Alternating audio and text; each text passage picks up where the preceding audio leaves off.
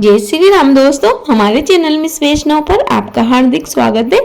आज हम आगे चर्चा करेंगे प्रदोष व्रत क्या है, कब किया जाता है, पूजा विधि क्या है तथा व्रत करने से कौन सा पुण्य फल प्राप्त होता है। फरवरी 2024 में त्रयोदशी तिथि कब शुरू हो रही है और कब समाप्त हो रही है, प्रदोष व्रत कब किया जाएगा तथा प्रदोष काल की भगवान शिव की पूजा का शुभ समय क्या रहेगा। साथ ही हम प्रदोष व्रत की कथा भी सुनेंगे। तो आइए शुरू करते हैं। उससे पहले आपसे एक छोटा सा अनुरोध है, यदि आप हमारे चैनल पर नए हो तो प्लीज हमारे चैनल को सब्सक्राइब कर लीजिए। दोस्तों, जिस प्रकार महीने में 2 एकादशी तिथि आती है, यानी हिंदी माह के 2 पखवाड़े होते हैं। दोनों पखवाड़े 15-15 दिन के होते हैं।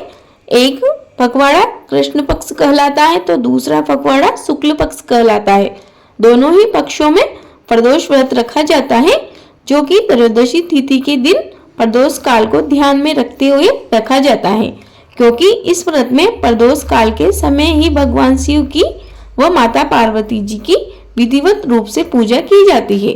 सप्ताह के 7 दिनों में से जिस दिन प्रदोष होती है, उसी वार के अनुसार उस प्रदोष का नाम होता है। फरवरी 2024 में माघ माह के शुक्ल पक्ष की त्रयोदशी तिथि यानी प्रदोष व्रत 21 फरवरी दिन बुधवार को रखा जाएगा। बुधवार को प्रदोष होने के कारण यह बुध प्रदोष व्रत कहलाएगी।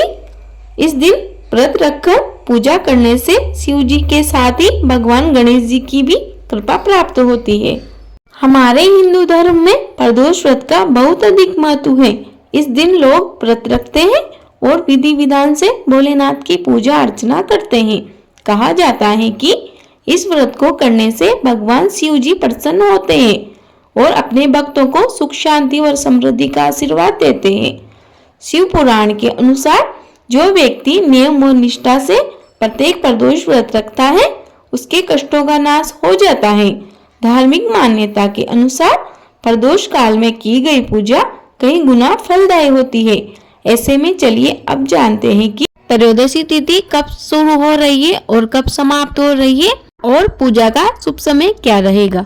पंचांग के अनुसार माघ माह के शुक्ल पक्ष की त्रयोदशी तिथि की शुरुआत 21 फरवरी 2024 को सुबह 11:27 पर होगी और समापन अगले दिन 22 फरवरी 2024 को दोपहर 1:21 पर होगी। ऐसे में प्रदोष व्रत 21 फरवरी को रखा जाएगा। वार बुधवार होने के कारण यह बुध प्रदोष व्रत कहलाएगा। भगवान शिव जी की पूजा का समय शाम 6:15 से रात 8:47 तक रहेगा। आइए सुनते हैं बुध प्रदोष व्रत की कथा। प्रेम से बोलिए गजानन महाराज की जय, शिव शंकर भगवान की जय। दोस्तों, कथा को बड़े प्रेम और श्रद्धा से सुनिएगा। एक समय की बात है, एक युवक का नया विवाह हुआ था। पहले के समय में विवाह के पश्चात 1 वर्ष तक लड़की को अपने मायके में ही रखा जाता था। उसके पश्चात गौने की रस्म होती थी, जिसके बाद उस लड़की को अपने ससुराल भेज दिया जाता था। तो उस युवक का नया गौना हुआ था। गौने के बाद वह अपनी पत्नी को लेने अपने ससुराल पहुंचा। उस दिन बुधवार का दिन था। उसके ससुराल वालों ने बुधवार के दिन बेटी भेजने से मना कर दिया, क्योंकि ऐसा कहा जाता है कि बुधवार को किसी को विदा नहीं किया जाता। लड़की के माता पिता ने साफ इनकार कर दिया, परंतु उस युवक ने किसी की एक न मानी और वह जिद पे अड़ गया कि मैं तो आज ही अपनी दुल्हन को लेके जाऊंगा। इसके बाद उसके सास ससुर ने बड़े दुखी मन से उनकी बेटी को विदा किया। वह दोनों पति पत्नी अपने घर के लिए रवाना हुए।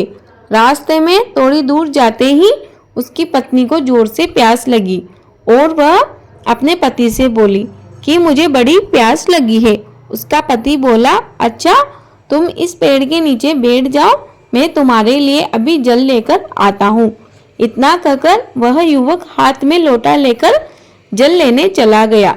जैसे ही वह जल लेकर आया तो वह देखता का देखता ही रह गया, क्योंकि उसकी पत्नी किसी युवक से हंस हंस कर बातें कर रही थी और उसके लोटे से पानी पी रही थी।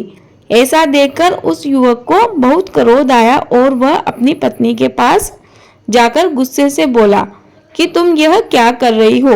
लेकिन जब उसने उस युवक को देखा तो उसकी आंखें फटी की फटी रह गई, मानो उसके पैरों तले जमीन निकल गई हो, क्योंकि वह दूसरा युवक उसी के समान प्रतीत हो रहा था, यानी उसका हमशक्ल था।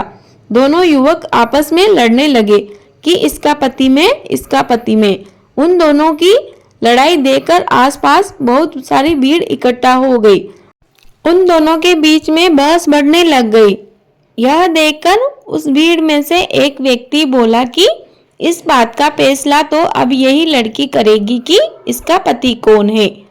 लेकिन वह लड़की खुद उलझन में थी कि मेरा पति इनमें से कौन है, क्योंकि वह दोनों सेम थे। यह देखकर वह युवक सोचने लगा कि काश मैं अपने सास ससुर की बात मान लेता और आज के दिन अपनी दुल्हन को विदा करके नहीं लाता।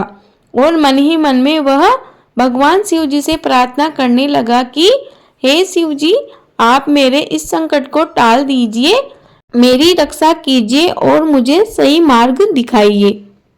उस युवक ने सच्ची श्रद्धा व प्रेम से भगवान शिव जी से प्रार्थना की थी, तो भगवान शिव जी ने उसकी प्रार्थना सुन ली और वह दूसरा युवक वहां से गायब हो गया। जिसके बाद वह दोनों पति पत्नी सकुशल अपने घर लौट आए और दोनों पति पत्नी जोड़े सहित प्रदोष व्रत रखने लगे। वह भगवान शिव की कृपा से उन्हें बहुत ही जल्द पुत्र रत्न की प्राप्ति हुई और अपने परिवार सहित कुशलता पूर्वक जीवन व्यतीत करने लगे। यह कथा यहीं समाप्त होती है। कहानी अधूरी रही हो तो पूरी कर जो, पूरी हो गई हो तो मान कर जो। प्रेम से बोलिए ओम नमः शिवाय, हर हर महादेव। जो भी मनुष्य इस कथा को प्रेम व श्रद्धा से सुनता है, पढ़ता है या फिर कहता है, भगवान उसकी सभी मनोकामनाएं पूर्ण करते हैं। आपके मन में एक सवाल उठ रहा होगा कि प्रदोष काल का समय क्या होता है, तो मैं आपको बता दूं दोस्तों, सूर्य अस्त से 45 मिनट पहले व सूर्य अस्त के 45 मिनट बाद के समय के बीच की जो अवधि होती है उसे ही प्रदोष काल कहा जाता है। तो ऐसे में दोस्तों प्रदोष काल पूर्णतः सूर्य अस्त पर निर्भर करता है, क्योंकि हर जगह का अलग अलग होता है, यानी सूर्यास्त का समय सभी जगह समान नहीं होता। इसीलिए पूजा के शुभ मुहूर्त का समय थोड़ा ऊपर नीचे हो सकता है। मैं आशा करती हूँ कि आपको वीडियो अवश्य उपयोगी लगी होगी। आपको यह वीडियो थोड़ी भी उपयोगी लगी हो तो प्लीज वीडियो को लाइक कर दीजिए और कमेंट बॉक्स में जय श्री राम अवश्य लिखिएगा। आपका दिन शुभ हो। धन्यवाद।